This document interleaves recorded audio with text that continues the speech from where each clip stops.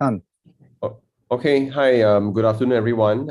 My name is KK Yo from the National Heart Centre, Singapore. Welcome to the APCMC, the Asia Pacific Cardiometabolic Consortium, and the APSC, Asian Pacific Society of Cardiology, joint webinar on recent clinical trial updates for the first part of 2022. We have a very nice lineup of three series of studies, one on influenza and cardiovascular disease, what the evidence is currently and what the next steps would be, to be presented by Dr. Adam Nelson from MonashHeart in Melbourne, Australia. And then we have Dr. Chandramouli from the National Heart Centre, Singapore, presenting on the PROMPT-HF study, a review of the presentation. And we then have Dr. Satoshi Honda from the National Cerebral and Cardiovascular Centre in Osaka, Japan, presenting on the findings that were presented at ACC on the Pacman AMI study. With me will be Professor Steve Nicholls from MonashHeart in Australia. Now, without much further ado, this is a live-streamed program in collaboration with the Taiwan Heart Foundation, and we are grateful for them for supporting this event. Without much further ado, may I invite Dr. Adam Nelson to give his presentation. Adam, over to you, please. Thanks, KK. My slides are okay? Yes, we can see. Thank you. Great. Thank you for the opportunity to speak this afternoon on an area that perhaps cardiologists don't play in often, influenza and cardiovascular disease, evidence today and next steps. As KK mentioned, I present one of the trials that's been published recently, but I think it would be remiss of me not to present two trials in this space, which really have really changed the way in which we think about influenza.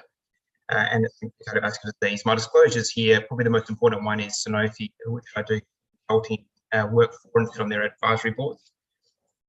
For the outline today, I'm going to briefly touch on influenza and cardiovascular disease more broadly, and then I'm going to talk a little bit about the IAMI trial, which was presented last year in 2021, and IVI was presented earlier this year at ACC, and then touch on next steps, but might leave that to more of the discussion. Whilst influenza has become more exciting in the last, as I mentioned, 12 months with these two trials, there's been a plethora of data that support the epidemiological links between influenza and cardiovascular disease. This is some neat data looking at the impact of influenza epidemics and this excess risk of MI and stroke that was discerned from as early as the 1930s, where it seemed to be disproportionate to what would have otherwise been expected from just influenza-like illness. And so there was already hints in the epidemiological evidence that there would have been some price to pay for influenza infection amongst cardiovascular patients. And there are a number of biologically plausible links, and I'll spare some of the detail here, but suffice to say that there are a number of potential pathways where influenza infection itself may relate to cardiovascular disease. I'll touch on a couple of them. In particular, there is indirect evidence that potentially influenza infection may promote hypotension, tachycardia, and a type 2 MI process, which then can lead to heart failure. But also, perhaps more interestingly, is the potential for plaque rupture around an influenza infection in the context of a systemic inflammatory response. Beyond that, clearly patients who are at risk of heart failure may be decompensated in the context of an influenza infection. But it may also act as a negative inotrope. And so there are a number of potential reasons why influenza infection could be deleterious for cardiovascular patients. And then the corollary, therefore, being that if we can prevent influenza infection, that may portend CV benefit. This is neat observational data that was published in New England back in 2018. In this cohort of patients, they looked at those who had PCR positive influenza, and they looked at two periods, a risk interval, which was 1 month following a PCR positive influenza infection, and they looked at a control interval, which was 1 year pre the PCR, and then 1 year after that interval of 7 days. What they neatly showed that patients who had had a PCR positive influenza episode had a 6-fold risk of MI in the subsequent 7 days. That risk period extended out to 7 to 14 days and then dropped off quite significantly out to 28 days. And so there was this really hot period after influenza infection where patients were at risk of an acute MI. And so this, whilst it's observational, does provide additional causal support around the links between influenza and MI at least.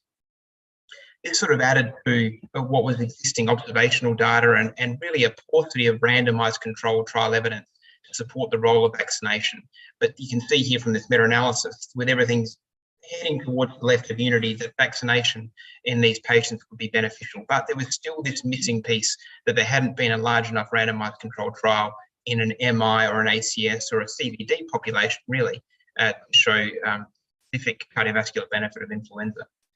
And this was published in Circulation last year after being presented at ESC. This was a Swedish group, but a multinational consortium. The design was investigator-initiated, supported by Satoshi with respect to investigational products. It was across 30 hospitals, 8 countries, and across 4 influenza seasons from October of 2016 to March of 2020. And the intervention was a 1-to-1 randomization at a patient level to influenza vaccination or placebo. And neatly, this was a cardiovascular outcome trial. The patients within 72 hours of having either an angio PCI for an MI or an unstable ACS presentation. The inclusion criteria allowed patients to have had a STEMI or a non-STEMI. And as they started to bring on additional sites to help with recruitment, they also allowed patients who were high risk, but otherwise considered stable, those who had CKD, diabetes, etc.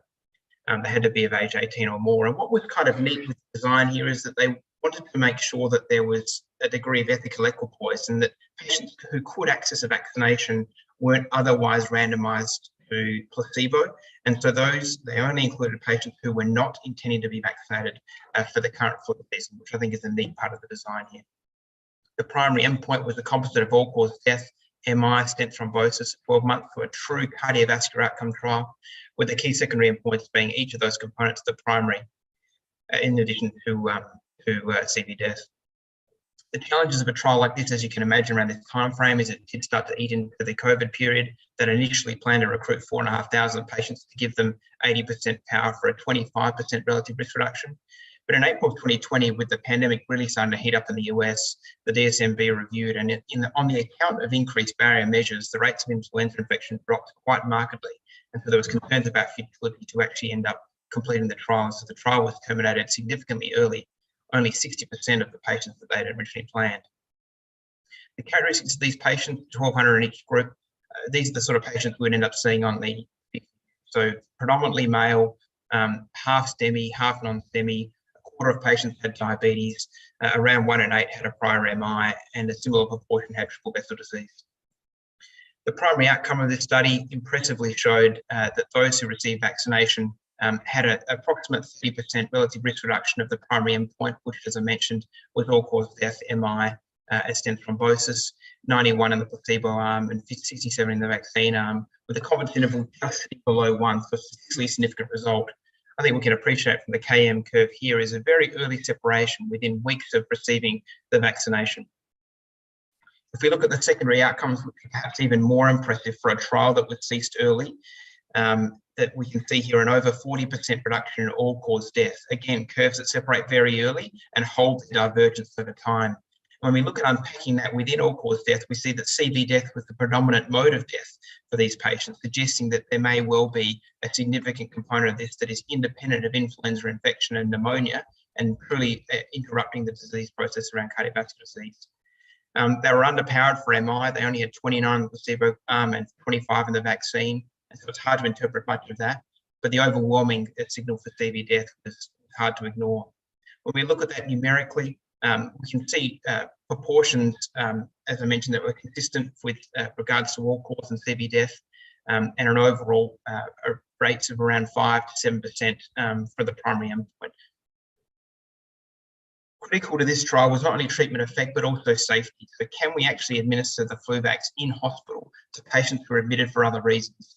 And here you can see rates of fever were no different between arms, as would be the case in most healthcare systems. We have to get the influenza vaccination for work, and fever is often reported.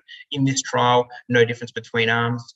And whilst there was some degree of pain around the injection site compared to the placebo, that didn't manifest in severe or extreme pain.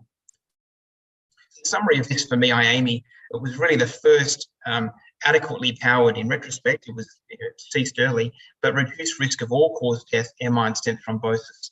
And this was largely driven by presumed CV death as the primary endpoint, and that these benefits were accruing early within weeks. And that most importantly, a strategy that allowed vaccination in hospital was well tolerated and safe by patients. When you add this to the prevailing literature, you can see here everything sitting to the left of unity favouring vaccine, and with the tightest confidence interval suggesting this was the largest experience we'd had to date. When you put this side by side, and this is going to be a bit of a misleading slide, but I think it does help frame this discussion, that when you look at the benefits derived from influenza vaccination around CV death, you can see here 40% stacks up numerically in the top row there against all of the things that we consider our own cardiovascular medications. You can see here these studies individually on the x-axis. When you intensify statin therapy compared to standard statin therapy, you have an absolute risk reduction of around 1.5%, similar to what we see in this trial. When you intensify to P2Y12 compared to placebo, you see this even better with placebo compared to vaccine. And for all of these household things we consider cardiovascular, we can achieve to the same degree of magnitude with influenza vaccination, and yet we don't perceive this as being our own intervention. With that, I want to lead into ACC 2022, where Mark Loeb from McMaster presented IVY, which is in some respects the sister trial to IAMI, although they were separate. This was a pragmatic, double-blind, placebo-controlled RCT, where again, IP was supplied by Sanofi, and they recruited patients from 10 lower middle-income countries focused around Asia, the Middle East and Africa, the reasons being that 80% of the global burden of CVD exists in these countries, but also that influenza vaccination is rare in these countries. There was an opportunity there where there was clear equipoise and a reduced risk of drop-in where patients would lose their randomisation fidelity. Intervention was 1-to-1 for a trivalent influenza vaccination or placebo, and patients randomised to each arm had to continue in that arm for 3 consecutive years. Inclusion criteria were similar, but being age over 18. But whilst the prior study looked at patients with ACS or MI, this was a study of patients with heart failure, and that was deliberate. Heart failure patients, a third of which have got ACS or CAD in their background, are at high risk not only for an MI or an ASCVD complication, but also hospitalizations for heart failure. So it was an enriched cohort of patients. The exclusion criteria were pretty pragmatic. So prior anaphylaxis clearly would be a good indication to receiving a trivalent vaccination. They couldn't have had prior vaccination in 2 of the last 3 years. And if they had severe valvular disease and may go on to intervention, they excluded those patients.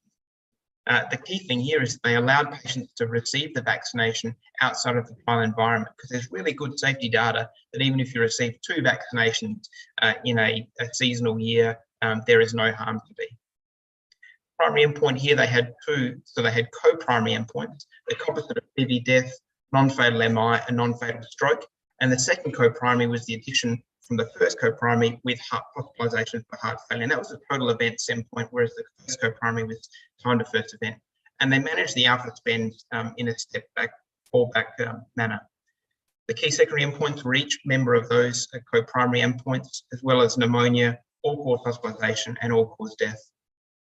The sample size for this study was 5,000 patients, so almost twice as big as what IAMI ended up being.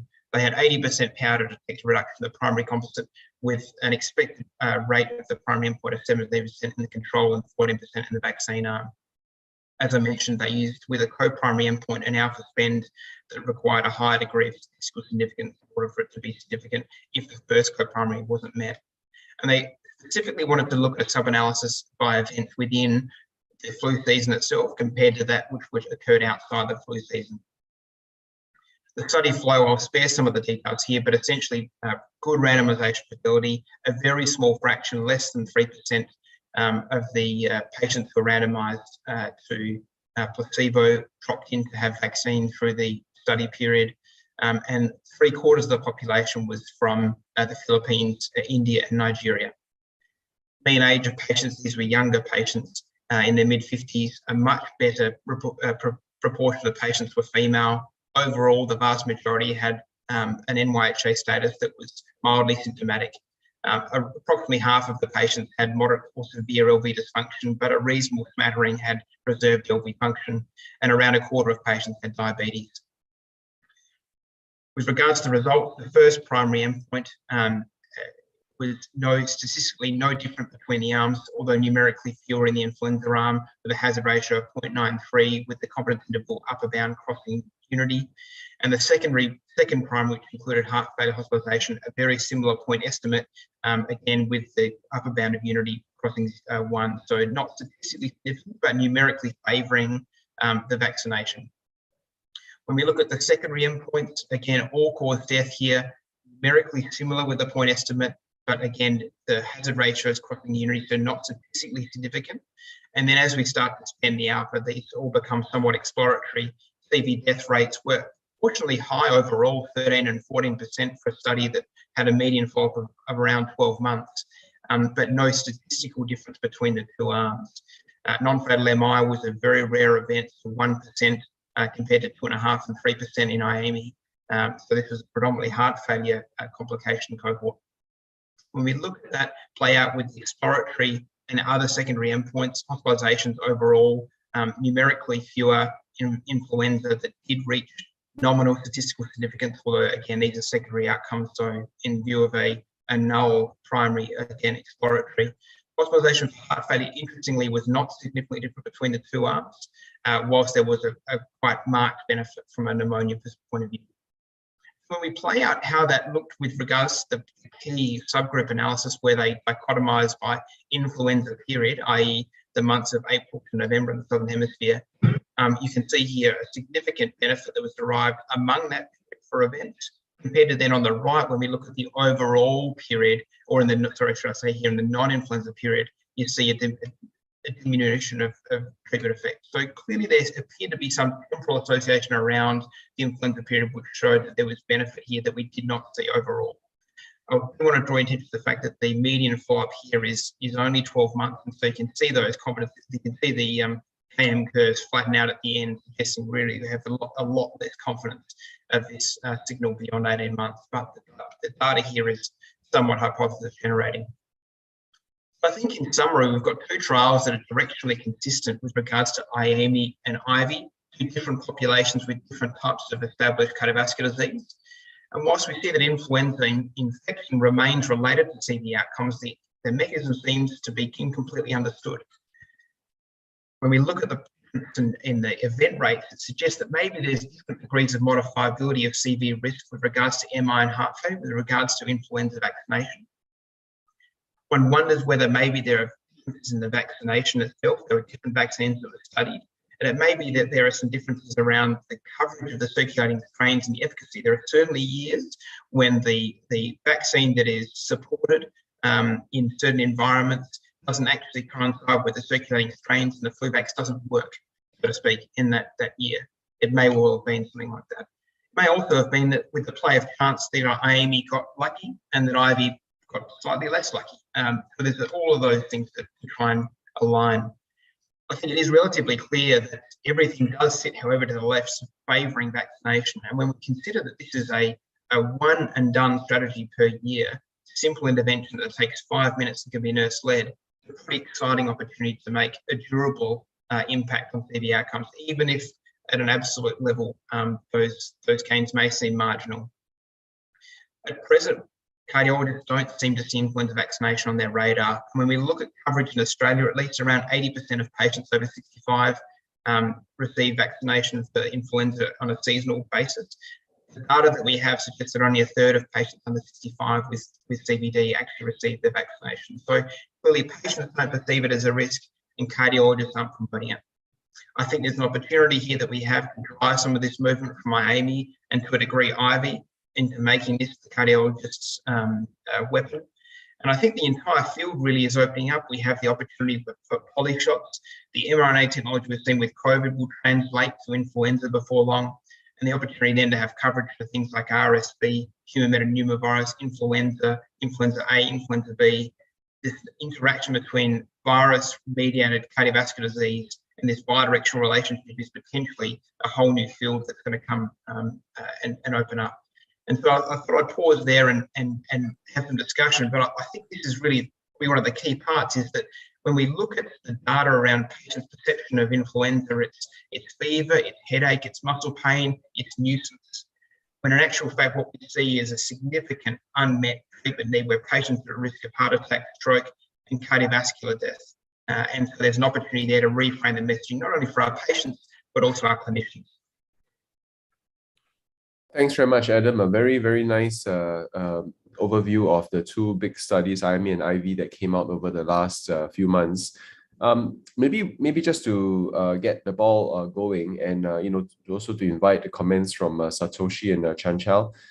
Just start off with one set of questions. One of the challenges we've had locally in Singapore with the most recent vaccination series for influenza is vaccination fatigue. We have, first shot of COVID, and then second shot of COVID, and then booster shot, and then now we have the fourth booster shot going up for some patients, and the healthcare providers are tired, and and I can imagine how patients might feel. We also have the Tdap, the tetanus, the diphtheria, etc. Shots that we had to get a booster for.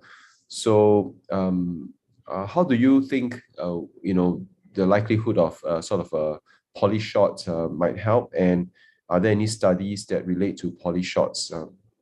You want to just quickly comment on it? Yeah, they're great observations, and I completely agree. I think you're right. There is a sort of vaccine turnout burnout. As you say, we continue to move the goalposts. Vaccination, if you're double vaxxed, you're not fully vaxxed. Now it's triple vaxxed, and as you say, it's a difficult message to continue to promote amongst the medical community. And now we're adding influenza vaccination. I mean, I think certainly we're seeing a really profound epidemiological phenomena now, where we had literally no influenza in Australia in the last 18 months. All the barrier methods that were put in place for COVID have translated neatly to influenza. We had only one in-hospital influenza death in 12 months, where normally we would have several hundred, if not thousands. And so now we're seeing an incredible attack rate of influenza in Australia, and in fact, some states have made the vaccination completely free to all people. So I think there's a narrative that's shifting a little bit around that. I think you're right. There's a need to try messages to the community that influenza remains a real and palpable threat. And I think that one of the challenges has been the messaging around vaccination is that it's not curative. It will lessen severe disease. That's a hard thing to continue to sell. Poly shots with COVID, there is not yet any studies that have mixed other vaccinations with the COVID vaccinations. That fundamentally they're a very different field of vaccine. But I think the hope is that down the track, that potentially if we can start to develop this in a way that we can do fewer shots for patients, then that would be a way to try and overcome. But I think you're right, the messaging is really difficult, and it's still in front of us. Thanks very much for that, Adam. Can I invite Chanchal to make a comment? I see you're unmuted. Please go ahead. I was actually going to ask Adam a very immediate follow-up question. First of all, excellent talk. Thank you so much for that. It was a privilege to listen.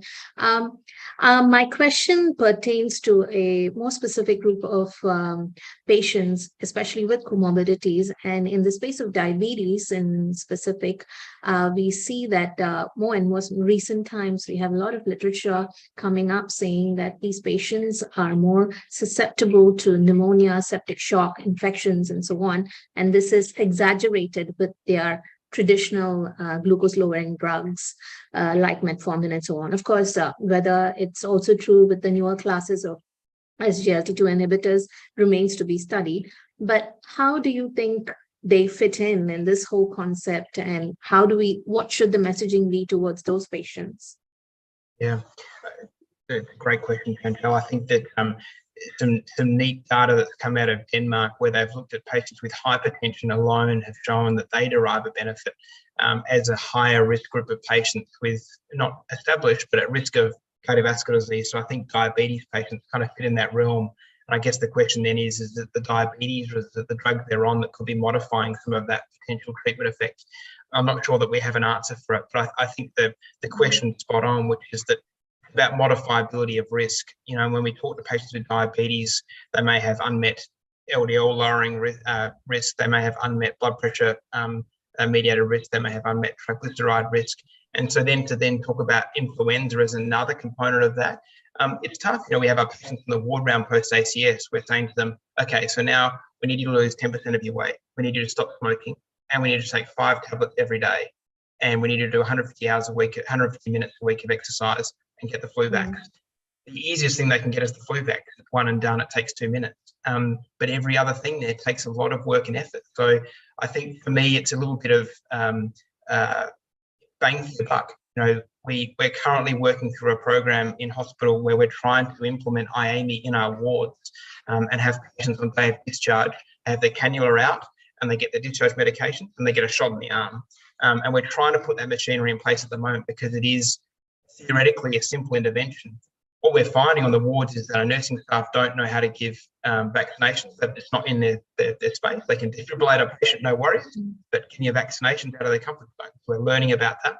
We're learning about how to store vaccines in fridges that we haven't normally had to do. There's a lot of barriers around these simple things and it's a fully reimbursed thing. You know, you and I love SGLT2 inhibitors. It's taken a long time to get them reimbursed, and now we're starting to play with them. Here we've got a fully reimbursed, at least in Australia, fully reimbursed, readily available vaccine, and we still can't get it into arms. So, you know, I think it's another one about implementation that we're trying to get on top of. Thanks, Chanchal and Adam. Satoshi, any questions or comments from you? Yeah, thank Adam for great presentation. I'm really impressed the great reduction in all causes as well as cardiovascular in patients with cardiovascular disease by influenza vaccination. I think these results suggest that preventing influenza infection can improve clinical outcome in patients with cardiovascular disease. And as you know, there have been COVID-19 pandemic over the past several years, and the people's behavior have changed, including wearing masks and washing hands frequently. And in Japan, as a result, the incidence of influenza infection has decreased dramatically. Yeah. I guess the similar situation has occurred in other countries. So my question is, people's behavior change, such as washing hands or wearing masks, can also improve clinical outcomes by reducing influenza infection in patients with cardiovascular disease. Do you have any comments on that? It's a great comment, Satoshi, and I think we've seen this epidemiological phenomenon where the influenza rates have bottomed out completely, as you've said, for all the reasons that you mentioned, not only healthcare workers, but generally amongst the public. I don't know how you've seen it in Japan, but the enthusiasm for that has waned a lot in the general public, where it's very hard to get them to continue to wear masks, even in public transport or confined areas. So I think that we're still going to see a return to normal in some respects, but it may well change some of the culture. I think we would always rock up to work, even if we had a bit of a sniffle or a cough, and we just sort of push through. I wonder whether the culture for that might have shifted, where there's been a little bit more comfort around people actually staying home when they're not well. Maybe that might shift some of the epidemiology around influenza. And I think the other thing to say there is that when we look at some of the data about influenza, vaccination benefits, when they do some mediation analyses, it's not all just born out of preventing the influenza episode, which I think is really fascinating. But clearly there's something about vaccination that may be changing the natural history here. And it's more than just health adherer effect, where you could imagine in observational analyses that it's just the patients that are interested in their health that will get a vaccination. There's no doubt about that. When you do all of the adjustment in the analyses, you can see a healthy adherer effect. But even in the randomized control data, patients who don't have influenza infection still derive a benefit. So I wonder whether there's something about the way in which it changes the immune system, whether it's anti-inflammatory or whether it puts the, at a plaque level, potentially changes the natural. There's something around this that's just beyond preventing the infection in itself. So the whole field's interesting. As a humble cardiologist, I'm learning a lot of virology and immunology, but I think it's a great space to be. Yeah, I was going to ask you that question, Adam. The observation that not that or rather the question of whether the reduction in events were related to influenza events in the first place or through some other process. Yeah. And if it is not necessarily true that, then the question is why the difference in signal in the two studies in terms of all-cause mortality? Because for IAMI, the all-cause mortality was, for a smaller, sample size study was statistically significant, whereas for the other study, the signal was less. So I'm just very puzzled by the difference in direction, or rather the difference in results. Yeah. And in magnitude as well. I mean, I would have expected the heart failure population to have a greater risk of presumed CV death, and yet we saw the statistically significant difference in IAMI. So I agree. And the other thing to say is that the curves separate very early, though. and so these are patients who clearly haven't derived the benefit of the vaccine, because the vaccine takes time to develop antibodies and prevent clinical infection. So clearly there's something around that as well that we probably won't know much, because IAMI, the reason why CV death, that endpoint was because a large number of patients died at home, or they couldn't find the cause of it. And as you know, in clinical trials, when you don't know the cause, it becomes presumed CV death. So we don't know if it was arrhythmic death, if it was heart failure death at home. Sometimes we get a narrative from the PI where we can sort of tease that out. But I think there's a lot here we don't understand, whether there's a pro-arrhythmic component for this that they're able to interrupt, whether there's a phase around inflammation that can be mitigated. This is all wide open, and I think this is the first trial that's been adequately powered for us to see any signals. And I think there's more work here to come, a lot more mechanistic work we need to do to understand this. But peeling that right back, it's a very easy intervention. It's cheap on the scale of things. Patients don't need to adhere to it every day, and we ought to be able to implement it. While we start to work out why it works, we know that it's working. Yeah. So I wanted to summarize a little bit before we go on to, I think it's Satoshi's, Chanchal's talk. And that is to say that, the two studies you presented, IAMI and IV, show a consistent signal of protection with influenza vaccination for both post ACS and in heart failure patients, and for a relatively easy and affordable intervention. It appears to confer benefits to these vulnerable patients. However, questions remain. The somewhat different. There's a slight differences in outcomes, although the direction is the same.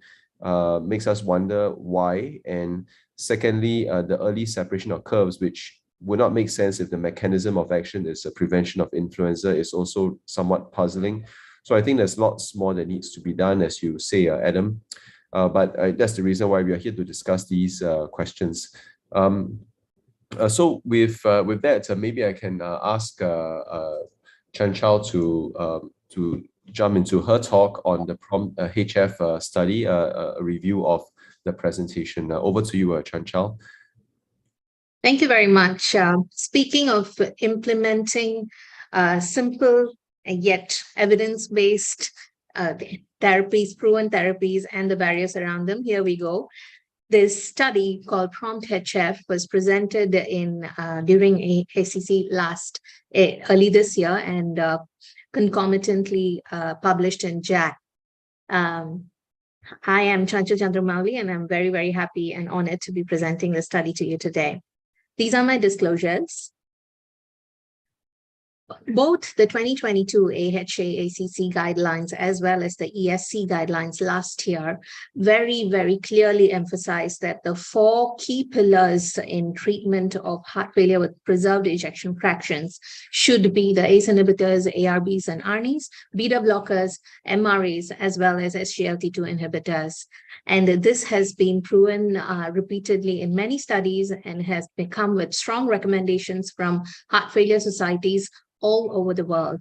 But despite this, we see that there is a consistent lack of improvement in the usage of GDMT across the world as well. For instance, in 2001, that is nearly 21 years back, the EuroHeart study looked at GDMT use among heart failure patients and noticed that it was 83% of ACE inhibitors and ARBs. And this figure has almost stayed consistent for the next 9 years and subsequently tapered off with additional classes of drugs coming in, which is a bit disappointing considering how the recommendations have been doing the other way and have asked us to uptitrate drugs.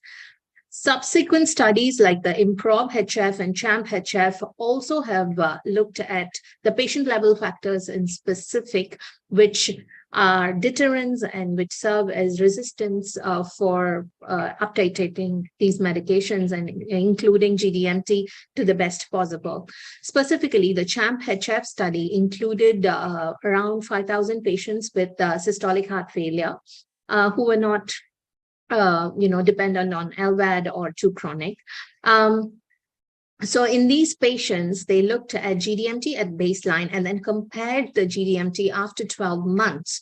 And as you can see here, ACE inhibitors, in fact, dropped in numbers from 66, it dropped to 61, where the other classes of drugs like beta blockers, MRA, as well as ARNIs marginally increased, but the increase was still negligible. So these large gaps in therapies, it still exist, and this is the fact, even when we're not even talking about SGLT2 inhibitors here, which are, more expensive and which could be one of the reasons why they are not in. And even when there is room for up titration with in terms of the patient's tolerance towards the drugs, the blood pressure, as well as the heart rate, that's continued to be this way for a long time now.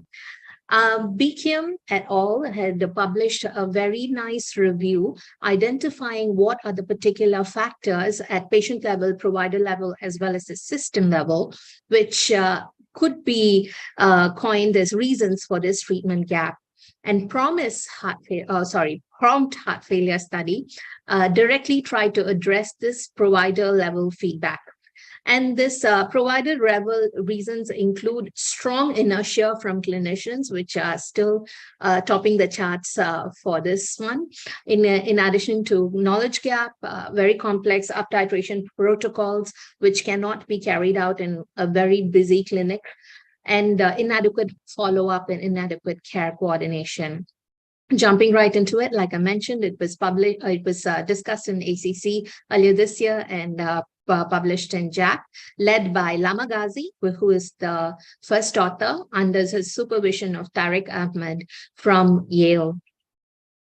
All right, now looking at the Prompt Heart Failure Study itself, it is a study involving 1,310 patients of chronic heart failure seen in outpatient clinics who were more than 18 years old with an EF of less than 40 and who are not on quadruple therapies.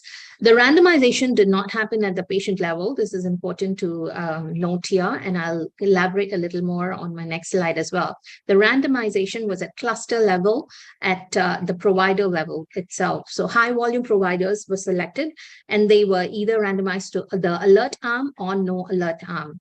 In the alert arm, the providers, when they were entering their orders, were given particular alerts, and subsequently, data was collected using an electronic health record system for both arms, and the outcomes were examined in both arms concurrently.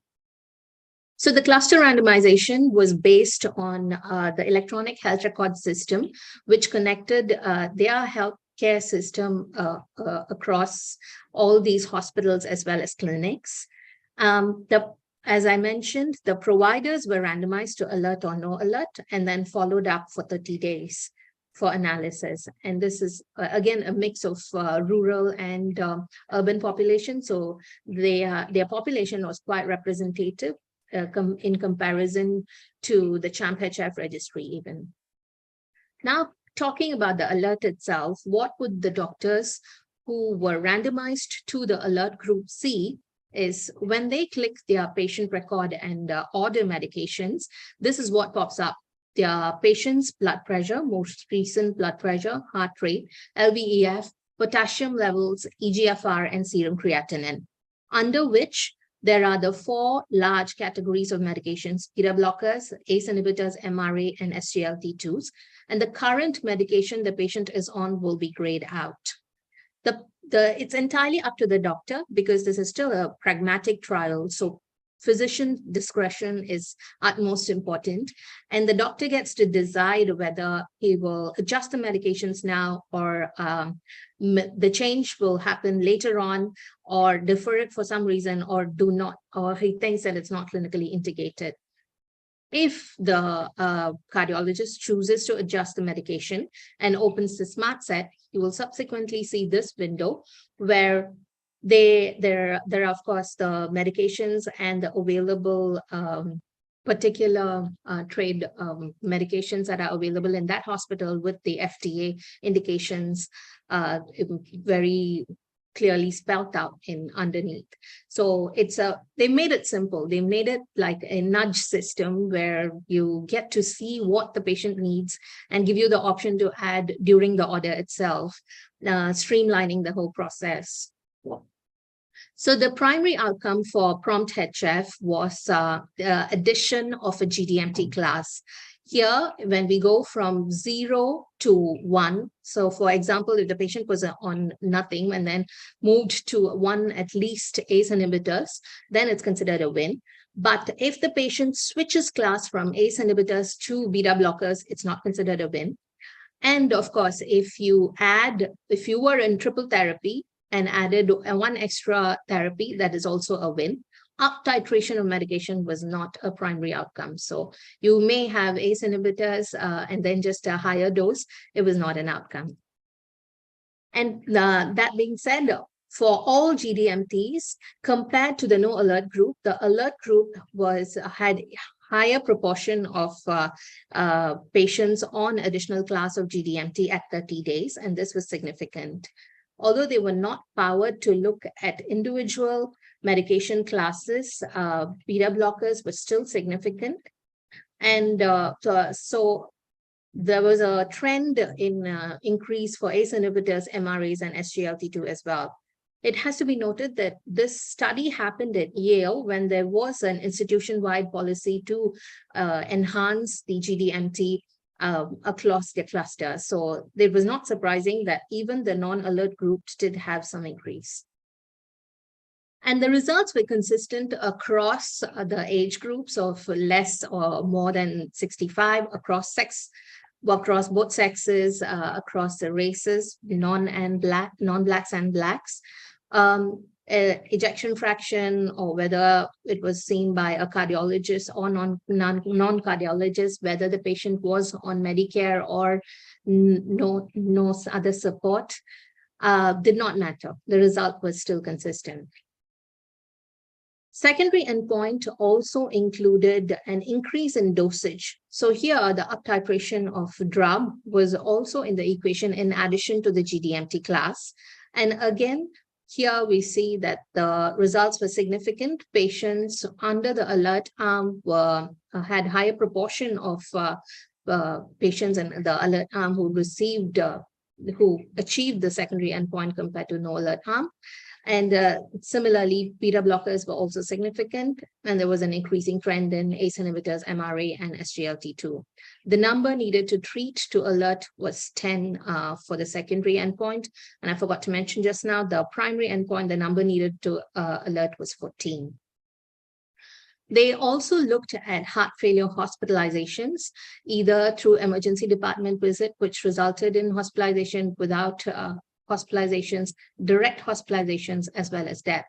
None of these was significant, possibly because the outcomes was at 30 days. The authors did mention during the talk that they are looking at long-term follow-up at 1 year as well now. So we wait to hear more from them. Provider level feedback was also sought within the study, and nearly 75–80% of providers agreed and strongly agreed that it was effective in enabling them to improve the prescription of GDMT. 25% accepted the recommendation by the software, whereas 48% indicated that they will adjust it in the future. And 14% indicated that it was not met by the patients and they will not do so. Now, looking at the study objectively, just the strength of the study was that it was an entirely embedded pragmatic study, which was spanning across the EHRs, across different clinics and hospitals very easily. It was a code, simple study, but very well executed. It was representative of the national cohorts because the CHAMP-HF registry baseline characteristics matched quite well with these patients. And I think one of the most important things all of us here can agree is that they started right in the middle of COVID in 2019, and they managed to enroll the patients within a year and finish the study within less than a year, which is amazing. The alert was also provided based on specific guidance-based alert, which was very useful. And I think that's one of the strengths as well. when we talk about limitations or weaknesses for the study itself, it still only included one single healthcare system. And they had specifically selected high volume clinicians. So the patients who come to these clinicians might be slightly different and very specific group of patients, may not be representative of all. It was an outpatient settings, but I hear from Lama that they are also looking at inpatient setting study, which is being conducted right now. So we hope to hear from them as well. The long-term impact, of course, is unclear, and that's what's been addressed with the current study with the long-term outcome. But I see very good opportunities and scalability for this particular study, because obviously it's just a code which can be implemented and adapted to healthcare systems anywhere. And as long as you tailor it to your healthcare system and your local indications, it should be easily transferable. The inpatient setting trial is, of course, on the way with longer follow-up. But also it has to be noted that incorrect data collection across electronic healthcare systems can prevent this software or this GDMT alert being implemented in a wide scale. The clinician inertia is something all of us need to collectively overcome. And of course, the payer coverage gap will matter in countries where, especially in countries with socioeconomic status being very disparate. So the conclusion is that a personalized best practice EHR triggered alert during clinical visit, a very simple nudge system, had already led to higher number of patients on appropriate GDMT within 30 days. And it's relatively low cost, it's widely scalable, and it definitely showed improved quality of care in HFrEF if implemented correctly. It would be criminal not to talk anything about Asia in a session organized by APSC. So here we go. I present you some data from the Asian Heart Failure Registry, which has approximately 7,000 patients with HFpEF and HFrEF, and we have medications collected from them as well. So as you can see here, both, all three classes which we had captured, ACE inhibitors, ARBs, MRA, and beta blockers, the uptake of these medications were low. They're nowhere near 100% dosage. ACE inhibitors, at most it reached was below 80%. MRAs was even lower, 62. Beta blockers was slightly better, about 99, but that could be skewed largely because of India and Japan being in that range, and everywhere else it's still trending in between 35 to 50. And the reason I say this is after much a lot of advocacy around up-titrating medications and increasing the number of GDMT classes that heart failure patients can be on. And we have shown using another study where we looked at hazards ratio of patients with heart failure being on either ACE inhibitors or beta blockers with increasing doses of both. As you can see, with increasing doses of ACE inhibitors and beta blockers, of course, at 100%, the hazards of mortality is lowest. But at the same time, if a combination of both happens to be, that is the middle bars here, happens to also occur, the equal level or equally low hazards ratio can also be achieved. These are, of course, preliminary results, but it was just worth mentioning, I thought. And my personal favorite is one of the cluster randomized trial that was conducted in China, in rural part of China, the cinema trial, which was led by Professor Li Jingyan from Kunshan.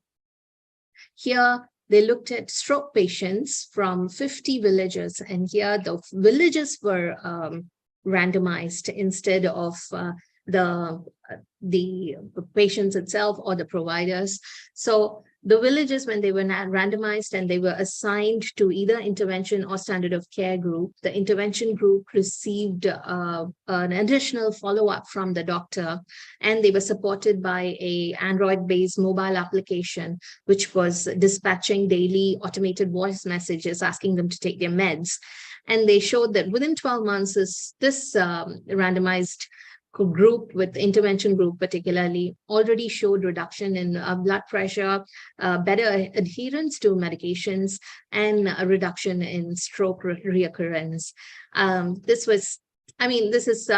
It's not easy to do such a trial, definitely, especially in a setting where you are dealing with patients from low socioeconomic classes in villages where accessibility is poor.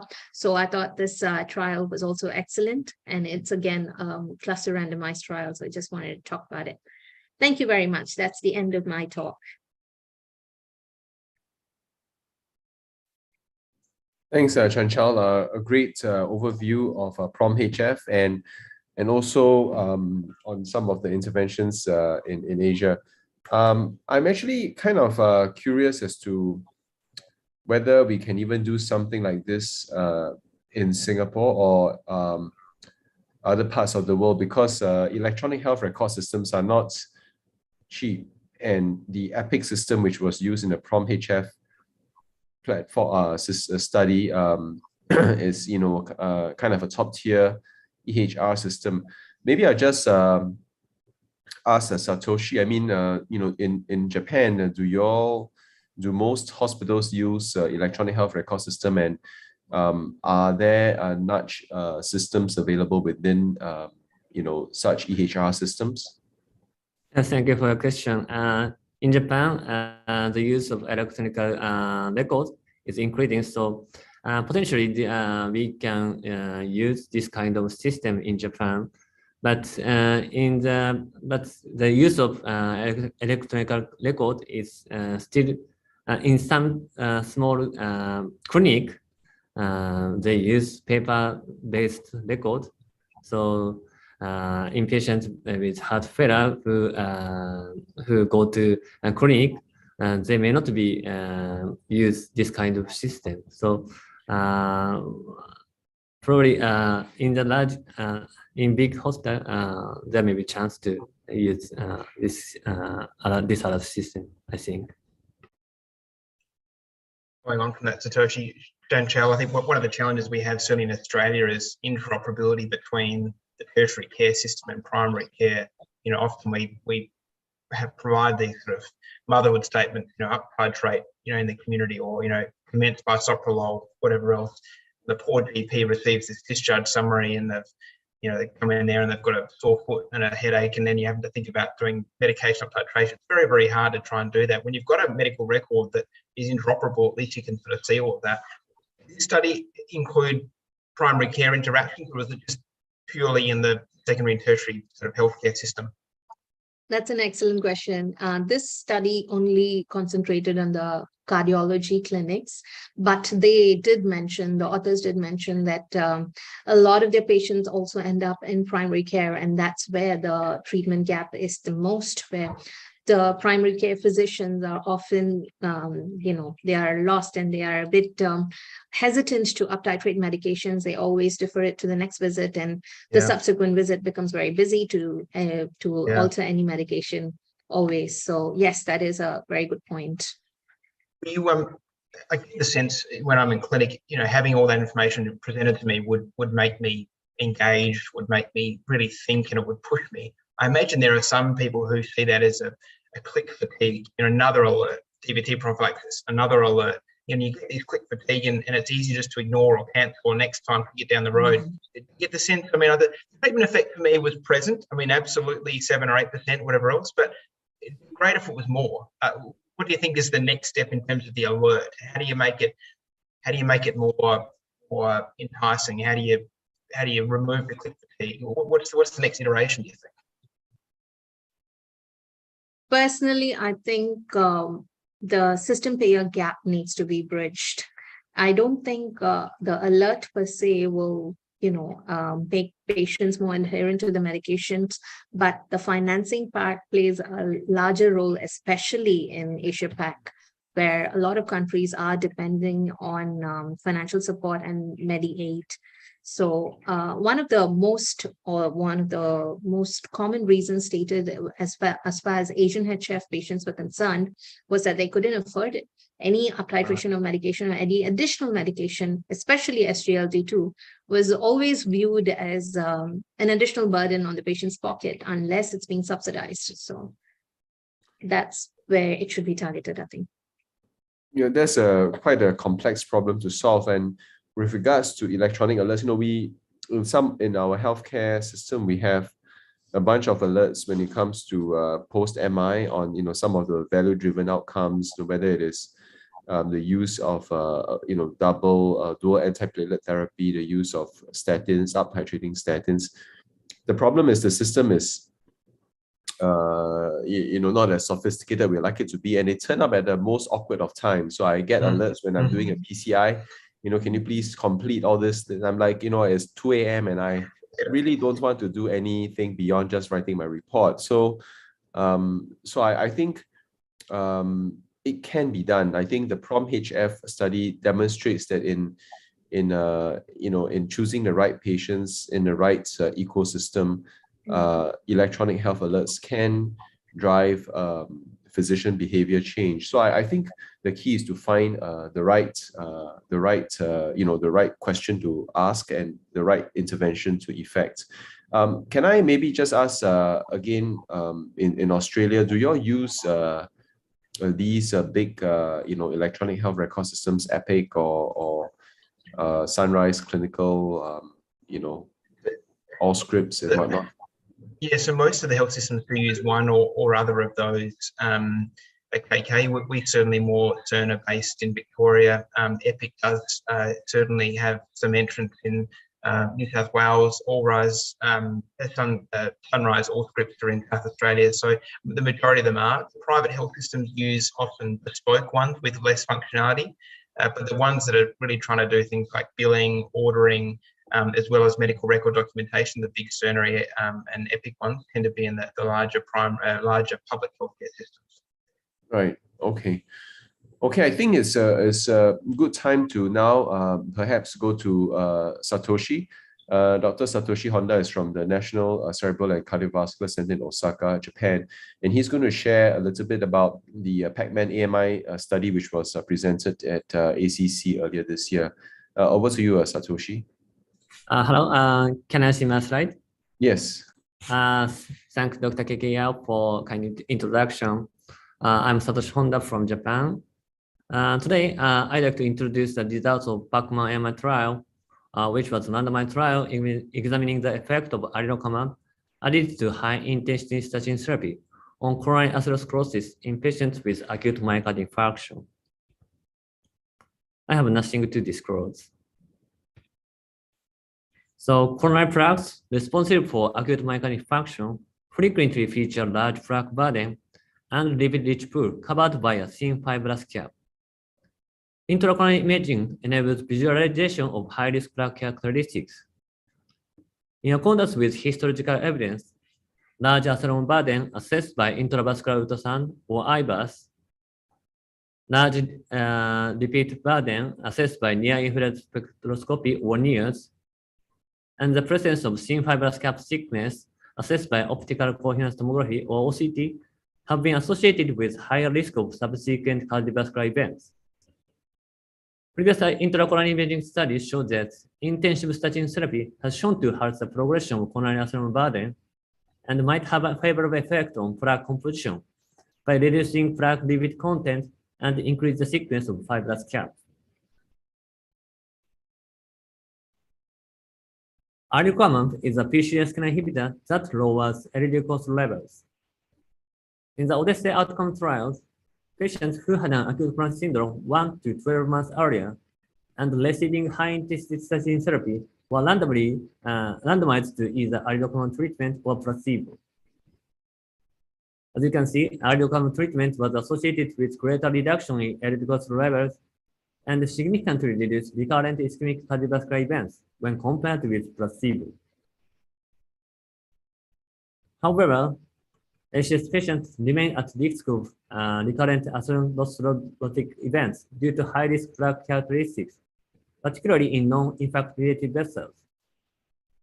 The effect of alirocumab on high-risk plaque characteristics administered early after ACS remains largely unknown. So the aim of the Pacman AMI trial was to determine the effect of early administration of alirocumab on top of high-intensity statin therapy on coronary plaque characteristics assessed by two-vessel cellular intracoronary imaging with IVAS, NIAS, and OCT in patients with AMI throughout 52 weeks. And this slide shows the study flow.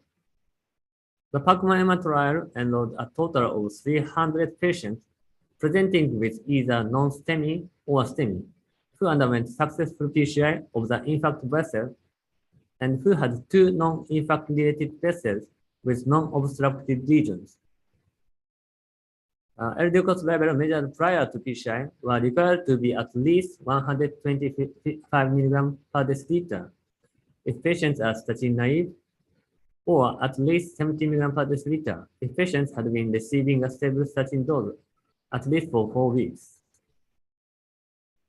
And after primary PCI, eligible patients underwent NIAS, IVAS, and OCT in non-infarct-related arteries at baseline. Patients were randomly allocated to receive either 150 milligrams alirocumab biweekly or placebo biweekly for 52 weeks. The study drug was initiated within 24 hours after PCI. So the study subjects received the first dose of study drug in acute phase of AMI. Patients in both treatment groups received 20 milligrams rosuvastatin daily. And at 52 weeks, repeat intracoronary imaging was performed at the same lesion. The primary endpoint of the study was the change in IVAS-derived percent atherone volume from baseline to week 52. So this endpoint represents a change in plaque burden during the study period. This study sets two powered secondary endpoints. One of the secondary endpoints was the change in NIAS-derived max LCBI 4 mm. So this endpoint represents a change in extent of lipid-rich plaque during the study period. Another secondary endpoint was the change in minimal fibrous cap thickness assessed by OCT from baseline to follow-up.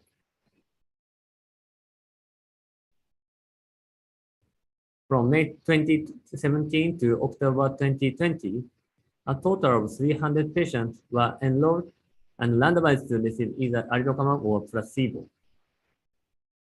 Finally, 130 patients in the alirocumab group underwent follow-up imaging in 263 vessels. In the placebo group, 135 patients underwent follow-up imaging in 274 vessels. These are baseline characteristics of alirocumab group and the placebo group. Mean patient age was about 58 years old, about 20% were female, and at baseline, about 12% were receiving any statin therapy. In other words, nearly 90% of study subjects were statin naive at baseline. With regard to type of MI, about half of the patients were STEMI. This slide shows changing LDL level during the study period. At baseline, the mean LDL level was about 115 milligrams per deciliter in the both groups. And at week 52, the mean LDL level in the placebo group was 74.5 milligrams per deciliter, which represents 50.7% reduction from baseline. In the alirocumab group, the mean LDL level at week 52 was 23.6 milligrams per deciliter, which represents 84.8% reduction from baseline. This table shows change in biochemical measures from baseline to follow-up. Patients receiving aldocarmab demonstrated significantly greater reduction in triglycerides, LP small a, and apolipoprotein B, without statistically significant difference in high sensitivity CRP level between the groups.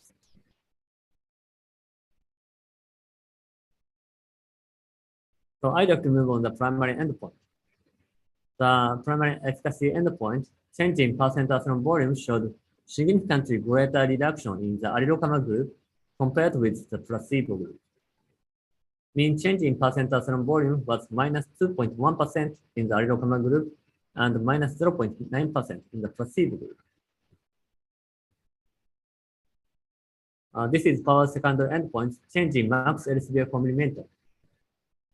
Change in max LCBF per millimeter showed greater reduction in the aldocarmab group than the placebo group. Change in max LCBF per millimeter was minus 79.3 in the aldocarmab group and minus 37.6 in the placebo group. The power secondary endpoint, change in minimum fibrous cap thickness, showed a significantly greater increase in the aldocarmab group compared with the placebo group. Mean change in minimum fibrous cap thickness was 62.7 micrometer in the aldocarmab group and 33.2 in the placebo group. This study also looked at another OCT endpoint, change in macrophage angle, which is a marker of plaque inflammation. Patients in the aldocarmab group showed significantly greater reduction in mean angular extension of macrophages. The author also assessed the relationship between on-treatment LDL level and the reduction in plaque vulnerability, such as percent testosterone volume, max LCBF per millimeter, and fibrous cap thickness. Interestingly, there were proportional relationship between on-treatment LDL levels and change in PAB and change in max LCBF per millimeter. On the other hand, there was inverse proportional relationship between on-treatment LDL level and change in fibrous cap thickness. This slide shows specified adverse events. Injection site reaction was observed in 6.1% in the aldocarmab group and 3.3% in the placebo. General allergic reaction was 3.4% versus 0%, and neurocognitive event was 2.0% versus 0%, and increase in ALT was 3 times more than upper limit, was 0.7% versus 0%. Although this study is not adequately powered, clinical events were reported. The incidence of clinical events in the aldocarmab group and placebo group were 1.4% versus 0.7% for all-cause deaths, 1.4% versus 2.0% for myocardial infarction, 4.8% versus 11% for ischemic-driven revascularization, and 0% versus 0.7% for stroke. This trial has several limitations. First, baseline percent testosterone volume was numerically higher in the placebo group. However, this limitation is more likely to have led to underestimation rather than overestimation of the effect of aldocarmab on percent testosterone volume regression. Because previous trials reported larger baseline plaque burden is associated with greater likelihood for PAB regression after treatment. Second, although patient retention was better than in the previous IVA studies, patient did not complete the trial might have change in coronary atherosclerosis that differs from those in patients who completed the trial. Third, the number of patients in this study was modest and smaller compared with previous serial IVA studies. However, the power increased by investigating 2 arteries per patient, and statistical significance was reached for the primary endpoint and for the secondary endpoint. So in conclusions, compared with placebo, aducanumab initiated in the setting of acute MI on top of high-intensity statin therapy resulted in greater decrease in percent atherosclerosis volume, larger reduction in lipid burden, and higher increase in minimum fibrous cap thickness after 52 weeks of treatment. This finding indicates incremental coronary plaque regression, lipid core reduction, and plaque stabilization with aducanumab, and provide a mechanistic rationale in favor of early initiation of very intensive LDL cholesterol lowering in acute MI patients. Further research is needed to understand whether aducanumab improves clinical outcome in this population. Thank you for your attention. Thanks very much, Satoshi. This is a very interesting study, and I have a couple of questions. Maybe I'll just launch into it right away. Do we know from the study if the reduction in LDL, the degree of LDL reduction was associated with the plaque volume reduction? That is because not everybody has the same degree of LDL reduction. Are we able to match those two? Is that related? Yes, thank you for important question. Can you see my slide? Yes. Yes. So this study also looks at the association between achieved LDL cholesterol level and the change in percent atherosclerosis volume. And this figure shows that association. As you can see, there's almost proportional relationship between on-treatment LDL cholesterol level and change in percent atherosclerosis volume. So the more you reduce LDL cholesterol level, and the more plaque regress. So this finding is also reported in the previous study. So this study further supports the concept that lower the better in terms of reducing plaque size, I think. Thanks, Satoshi. Thanks for clarifying that. Adam, Chanchal, questions?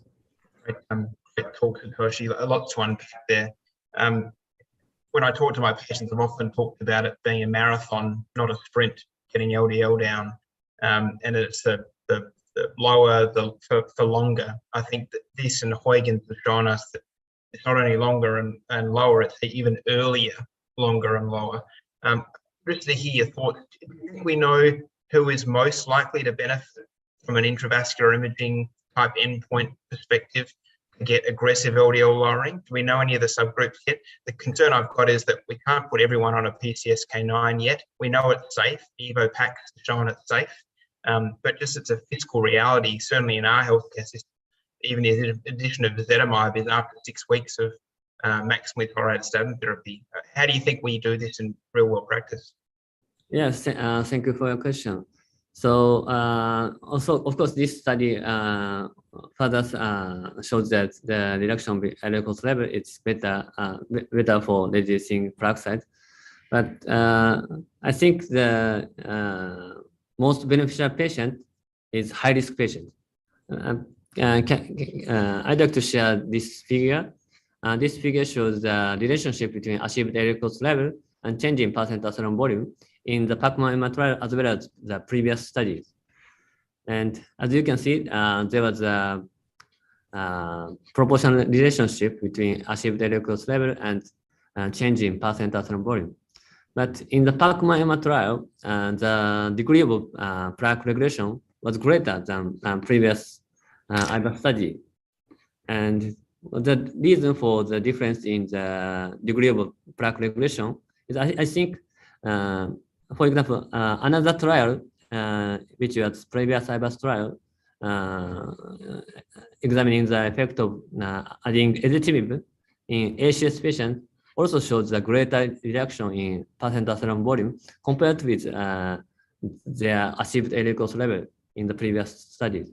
So when compared with the reduction of LDL cholesterol level in the stable patient, CAD patients who ACS patients are more likely to show the greater reduction in percent atherosclerosis volume if we achieve very low LDL cholesterol level.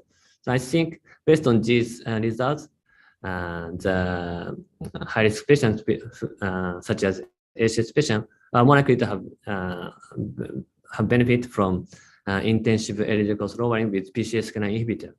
So, like this study, yeah. Thanks, Satoshi. And Adam, Chanchal, any comments on your side? No, I was just wondering how, I mean, obviously, alirocumab has been extremely effective in this trial, but and the same conference, there was also a lot of chatter about LPA and LPA reduction through gene silencing. Do you think if we do all three-prong approach in patients, high-risk patients like these, where you initiate all three, alirocumab, statins, as well as gene silencing, you would see even greater reduction or better outcomes? Yeah, thank you for a very important question. As you mentioned, LP small a is previous study also reported the association between the level of LP small a and the incidence of cardiovascular events. And as you know, PCSK9 inhibitors have some effect on lowering LP small a. And in this study, the alirocumab group showed a greater reduction in LP small a.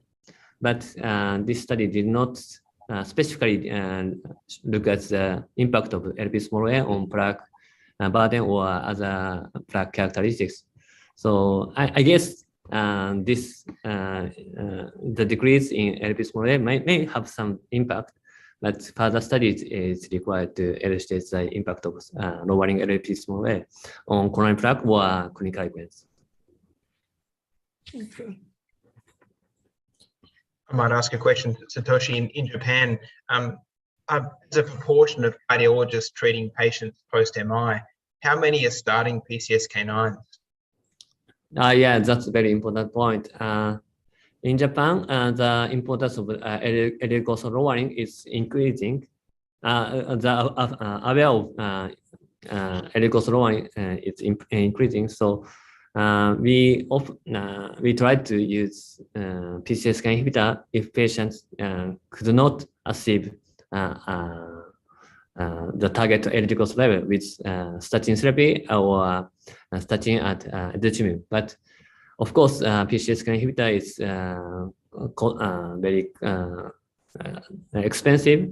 So, and patients sometimes refuse PCSK9 inhibitor due to because it's not pills, so it's not. It needs to be injected. So it's still difficult to use PCSK9 inhibitor in patients. But so I think the use of PCSK9 inhibitor is only less than 10% in post-MI patients in Japan for now. Yeah. Okay, how do you find that in Singapore? Certainly in Australia, we have patients that are referred into our clinic to commence a PCSK9, even from some cardiologists. There's a real lack of comfort about injectables. Do you find that in Singapore, or do you sort of, even it's sort of quasi-restricted to lipid clinics, or do you have a greater adoption amongst the sort of general cardiologists? I think there's a good awareness of this class of medications. The problem is really reimbursement, because currently it's still largely out-of-pocket expense, and it's costly. So typically, unless it's well insured or private, so-called private patient where they have the means, most times for patients, I will discuss with them 1 or 2 visits ahead of time and prime them to say that, look, if your cholesterol levels remain high despite atorvastatin 80 or rosuvastatin 40 and ezetimibe, then we really got to look at an additional drug. I also use the opportunity when they come in for unfortunately an acute coronary syndrome to say that the target for LDL lowering is very aggressive, and I talk about the cumulative effects of LDL over a period of time. to highlight that the lower we get it for a longer period of time, the better it would be in preventing events. But such conversations are not easy, and cost remains a major driver of patient decision making. I think as a profession, most of us look at treatment in a stepwise fashion. You know, you try this, if it doesn't work, you add this on, if it doesn't work, you add that on, and if it doesn't work, then finally you add on the big guns. And because all medicines are bad, and we shouldn't rush to do things too quickly. I think for the story of LDL and cardiovascular events,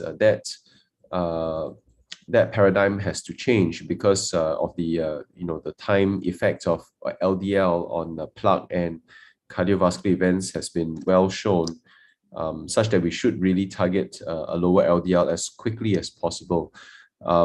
But I think our reimbursement framework remains requires some further I would say a discussion so that we can convince our payers to adopt a similar approach. Do you have that problem in Australia or Japan? Yeah, 100% KK. I mean, one of the things we have is a requirement to be on 6 weeks of maximally tolerated statin to get ezetimibe. And then to get PCSK9, you've then got to have an LDL on treatment of more than 2.6. And so you have these people that are caught in this sort of no man's land between 1.4 to 2.6. They can't qualify for a PCSK9, and then it's an out-of-pocket $4,000. Which is prohibitive for most patients. And I think the points you raise are extremely valid. You wonder whether, a bit like how we changed inflammatory bowel disease treatment, initially it was you have a patient get a flare, you start with a low dose of immunosuppression, and then you build up slowly until you turn off the flare. Then they turned around and said, no, hit them with the sledgehammer first, turn off the flare, and then de-escalate. You kind of wonder whether or not maybe we should be going hard early, turning the plaque off, and then maybe seeing where we end up with the LDL and then de-escalating if needs be. Because you're right, at the moment, our reimbursement framework supports inertia, kicking the can down the road, taking time, which is contrary to where we need to be. But I don't really blame our payers, because these drugs are expensive, and if they model out the cost, it would be very scary. So I don't think this is something that we can easily resolve with just one side of the equation. It probably requires quite a lot of discussion. Now, maybe I'd like to throw a question at Chanchal. For the Pacman AMI study, the percent of women was 19%. I suspect that reflects the proportion of patients who present with ACS. And in our own Singapore data, that ratio is about correct for ACS patients. But would you think the data would be different from a gender point of view, or do you think these data are representative? Sorry, I was on here.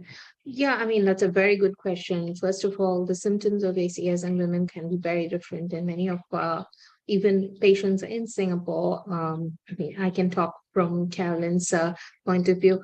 Her clinic patients, they've ended up in dental clinics because of jaw pain for heart failure, instead of coming to a heart failure clinic, because they always dismissed it thinking it's an oral issue with their teeth.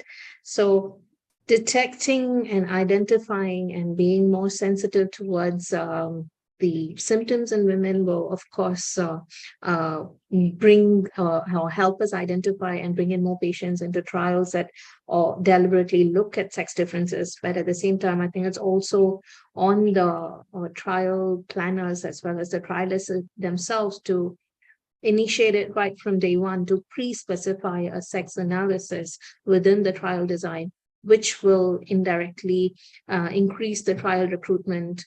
Right now, we can just look at any trial and say the same thing. We might be underpowered to do any sex analysis because the enrollment of women have been a lot lesser.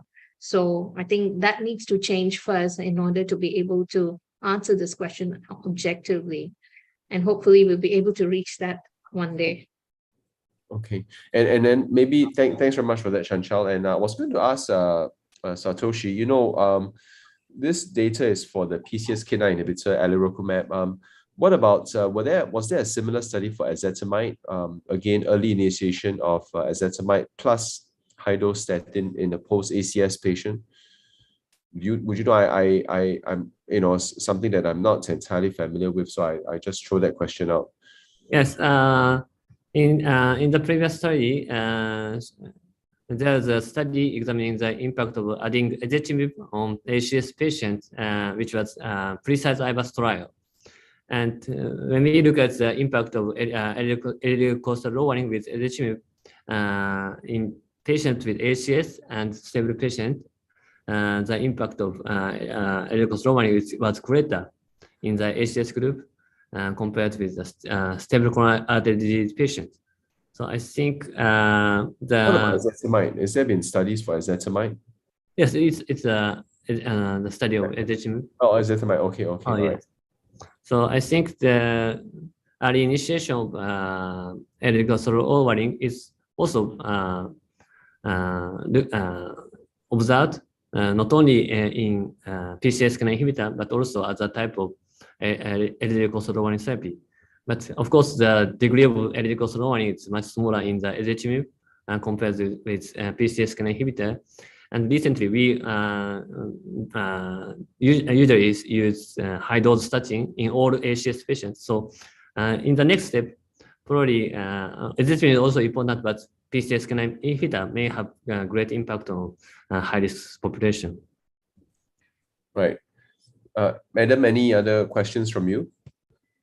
No, look, I think they're really important reflections. I think the issues around pill burden as well, I think, are challenging. But on the one hand, you want to try and implement as much as you can in hospital because you know that deferring it puts you at risk of the patient falling through the cracks. In the same breath, already going home on metoprolol BD, prinapral once daily, aspirin once daily, ticagrelor twice a day. Suddenly you're adding in, you know, PCSK9, you know, twice weekly, ezetimibe max with atorvastatin. I mean, it's really tough. You know, you have these 50-year-old patients come in and they're otherwise well, go home on 6 tablets. So I think it's really difficult. I mean, I think the notion of polypill, I think, is exciting, whether that plays into this sphere. And I think the other remark you made, which is really important, KK, is that, you know, we've treated hypertension in a way that we're comfortable adding in more agents each time. We come in there on amlodipine 5 and the blood pressure is 160. You don't go to amlodipine 10, you add in your ASAN, you add in your diuretic. And so I think we need to be comfortable about doing that with lipids now as well, is that very few patients achieve target levels with a single drug with monotherapy. So we need to be now more comfortable about saying, well, you know, the same way we get your blood pressure down, we've got 2 or 3 agents. It's going to be 2 or 3 agents for your lipids. That's a construct we need to start to massage. And it's from a patient point of view, I think there's some work we need to do there. It's I sympathise, definitely sympathise. Yeah, and then you don't forget that, you know, you have to jab them with a flu vaccine too. Flu vax and stop smoking and lose weight. And it's a challenge. It's a real challenge. Yeah. We need the patient voice in this is really important, and how we try and communicate that, I think, is you know, in a sensitive, health literate way as well. I mean, there's lots to deal with it. Part of it is to do with the success of PCI as a therapeutic option. You know they get treated very quickly, and they feel fine. They say, you know, I feel fine. Why am I getting this goodie bag of drugs and injections, and why is everybody over me? And what am I doing with this new app here? You know, to prevent heart failure. So, so it's not quite a walk in the park, I think, for anyone by any stretch of imagination. Well, it's been a good discussion here. I'd like to thank everyone here, Adam, Chanchal, Satoshi, for your talks, and also the Taiwan Heart Foundation and Taiwan Society of Cardiology for hosting us for this webinar with the APCMC and APSC. I think we have come to a good afternoon, and I'd like to thank everyone for listening in. And with that, I'd like to close the session. Again, thank you, and hope you have a good weekend ahead. Thank you. Okay. Thank you. Goodbye. Bye. Bye-bye.